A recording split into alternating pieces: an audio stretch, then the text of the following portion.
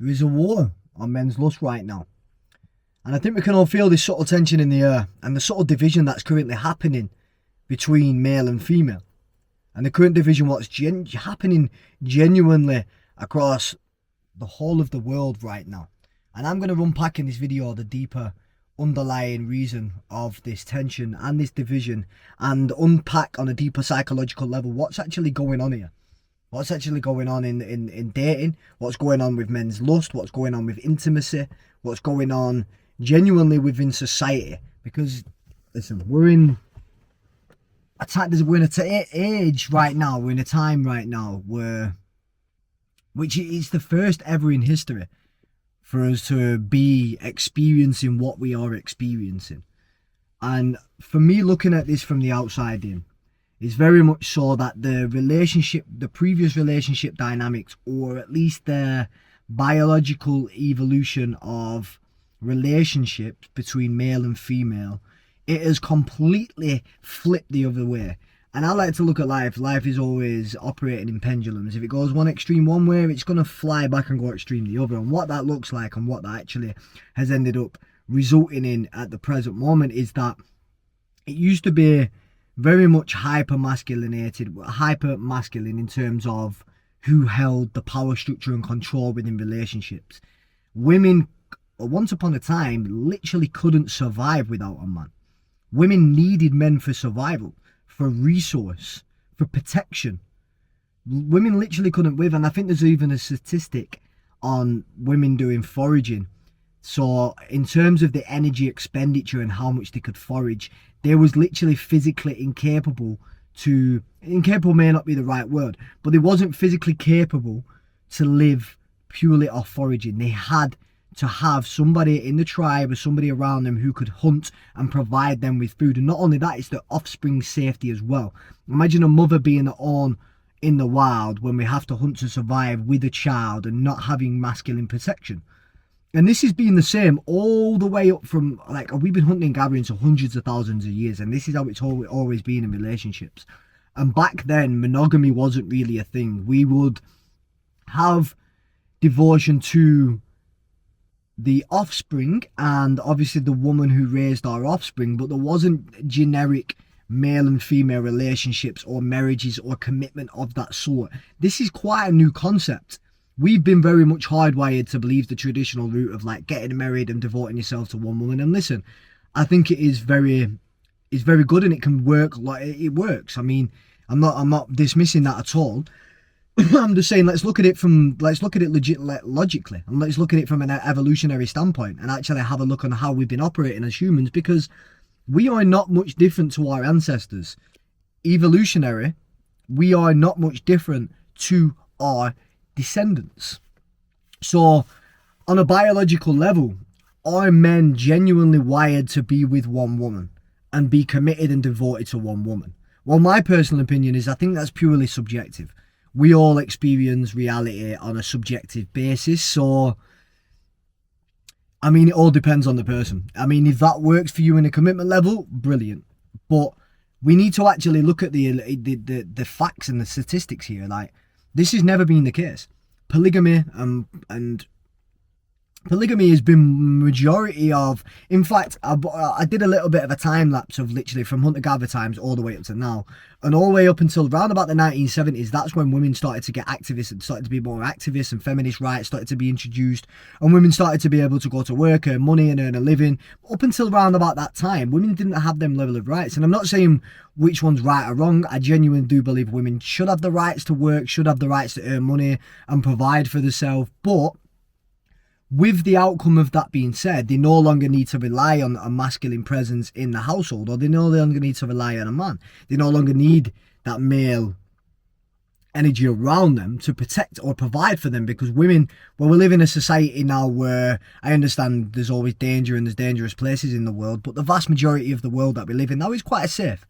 You know, we've got safe houses, we can live in safe neighbourhoods, we've got precautions in play now that, well, we're not running away from predators or anything like that anymore, are we? We can live a pretty safe, stable lifestyle if we really want to. So, flip the camera on. So with that being said, women no longer need to rely on men for protection and survival. They no longer need to rely on men for resource anymore, because women can go to work and earn their own money. And the funny reality of that is, women are now earning more money than men. I mean, across the whole board, of course, men are more wealthy and more rich, but there is so many women now who are hyper successful and are earning way outclassing the men. And not only that, with women having the leverage upon men in terms of the lustful attraction, this is exactly what I'm touching on. So with women understanding now that men are purely attracted to them on a physical level, sexually, from face value, I'm talking surface level here. So men are genuinely drawn to women through that lustful, we want to pursue, it's hardwired into us for pursuit. We want to pursue a woman in terms of, we've got that, because the energy draws us in. And it's not even like us as an individual, we think I'm going to pursue this woman. No, that's what lust does. The reason why lust is actually there is for reproduction purposes, is survival. Because if we didn't have the desire or pull to pursue the woman for sex, then nobody would be having sex. Nobody would be reproducing. So that's lust, in understanding it on a survival basis and from a reproduction purpose is, well, it's necessary for survival. We need lust is essential. But women have understood this now. They've seen that this is men's weakness, because every man has this hardwired into their biology to want to pursue women for sex in order for reproduction. And this goes way back, like we don't even, it's all about sex. That's why the vast majority of women want to pursue women. It's all to do with sex. It's all to do with lust. Of course, you can get in an intimate relationship and fall in love with a woman, but like the initial approach and the initial attachment it's never love, it's always lust. It's the initial pull is always sexual on a man's behalf. I don't know what it's like to be a woman, so I'm not sure, and I'm pretty sure it's the same for a woman as well. Maybe the women are obviously looking at different things. They're obviously looking at, your physical stature. Can this man protect me? Can they provide me? That's what's going on a subconscious level without them even noticing it. They might just be checking you out and they're scanning on a subconscious level to think, is this man capable of protecting me? Can I feel safe and secure around this man? Can I feel safe and protected and provided for with this man? And providing and protecting isn't actually a necessary requirement anymore. I'm going to go back onto the lust thing. I feel like I'm bouncing around a little bit, but it'll all make sense once I tie it all in. But lust, I mean, protecting and providing isn't a necessary requirement. This is what we're getting at, because women can now do this for themselves. So with them not relying men on protection and survival, then protection and resource, then what are women looking at now? What is a woman genuinely drawn to or attracted to within a man? Why would a woman invest in a man beyond the physical, beyond the protection and providing? Well, they're looking for emotional maturity. They're looking for somebody who they can feel safe in, who can support them emotionally, who can have that depth and that emotional maturity,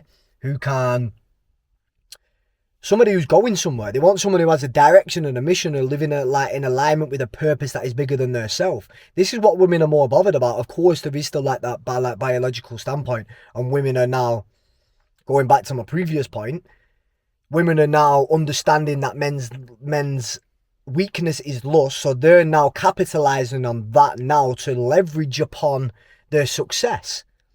So we can now profit off men. If I show my flesh to this man and I expose myself sexually online, I can make loads of men give me money. And look at these. I think that Sophie Rain, is it?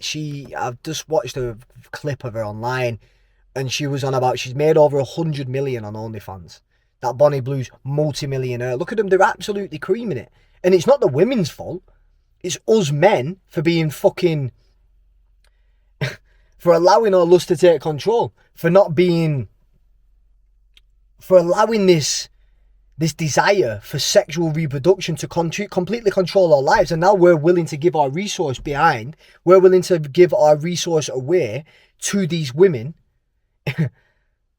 So we're actually giving the resource away to the women anyway, because so it's basically the exact same standpoint. It's just that it's not actually, instead of the women are selling the body online and we're giving them the money, the resource. So instead of them giving us the sex and us providing for them with resource and protection, we're now paying them money to see the flesh. So the transaction is completely the same. Nothing's actually changed in terms of the transaction.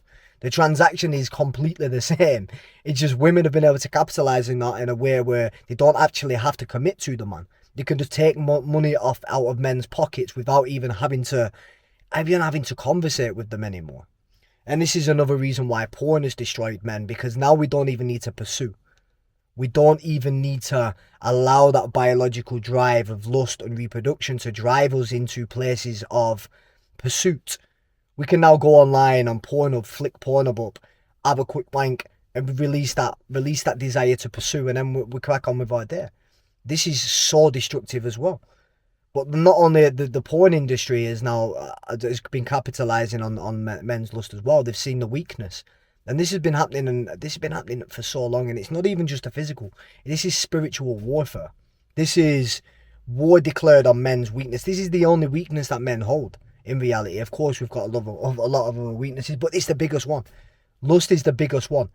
It is the one that we can be controlled with the most if we do not get it under control. So what is this all about? So women have now been able to see that they've gained power. And another clear identifier of this for me was that I went to a music festival a couple of weeks ago, and I've not been to one in years. And I used to love it. I used to be very involved in the music scene and raving and love it, but obviously just through business pursuits and trying to evolve my life, I've not really been involved in that scene as much anymore. So in fact, I've not been involved in it at all. I still listen to the music at times, and yeah, I still enjoy the whole camaraderie around it, I still have love for the scene itself, but I've not been involved in it. I've not been following it. So when I went to this festival the other day, I've seen the extremities. Well, basically what I've seen is how these women are dressing. I was absolutely gobsmacked. And do you know what? With me not working deeply on my emotional maturity, and that's not even a word, working deeply with lust and understanding my sexual desire on a deeper level, the way these women was dressing was so provocative. It wasn't attractive in the slightest bit. All I could think is, woman, like, girl, you need to put some fucking clothes on. Like, girl, you need to get dressed. It was all like basically green, to the point of like how much they've gone overdrive on the tanners or spray tan or whatever the fuck they're putting on the body, or to whatever the hell they're taking. And they're literally bollock naked. Like, don't get me wrong. Obviously, they've got a little bralette on. Like, basically like a little fucking bra. Some thongs. And then they're wearing little mini shorts. Because you can see some of these girls, you can see their bare ass, bro. Like, bare ass, bro. Like, I'm not even joking. I'm like, and that's not attractive to me. The reason why it's not attractive is because it's fucking anyone's. Men want what they cannot get. That is the art of pursuit. You pursue something because you haven't got it yet. You want to attain it. Whereas if you've got a woman who's just giving herself to everyone, that's not attractive. That's anyone. So these women who are dressing like that, I don't find it, they don't stimulate me in the slightest. I just think you need to get some self-respect and put some fucking clothes on your back. And this is what women don't understand.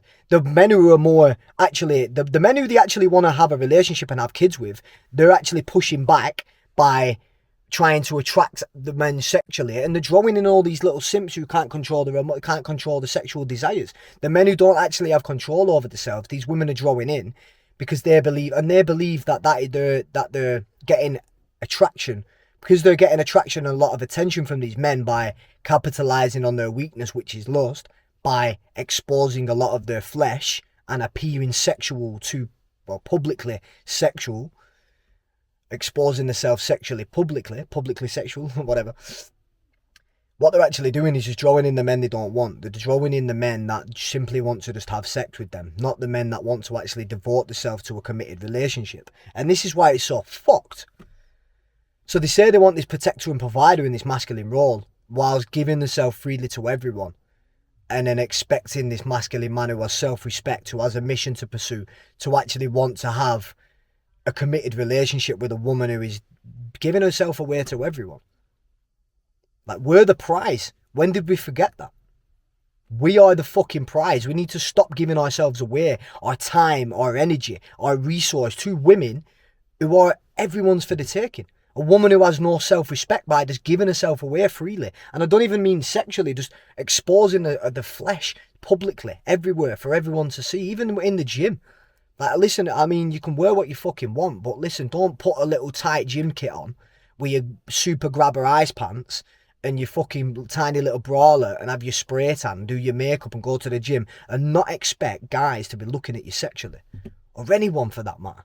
You go in there wanting attention, and then the women, they complain when they get the attention. And what is even funny is the women will value themselves higher because they're getting all this attention. But what they don't realise is 99% of the attention they are getting, the men they are getting it from simply just want to have sex with them. Most of these men that are giving these women attention do not want to commit to this woman. Even if they convince themselves in the brain that they do, once they actually get to the point of sex and they have sex with the woman, guess what's going to happen?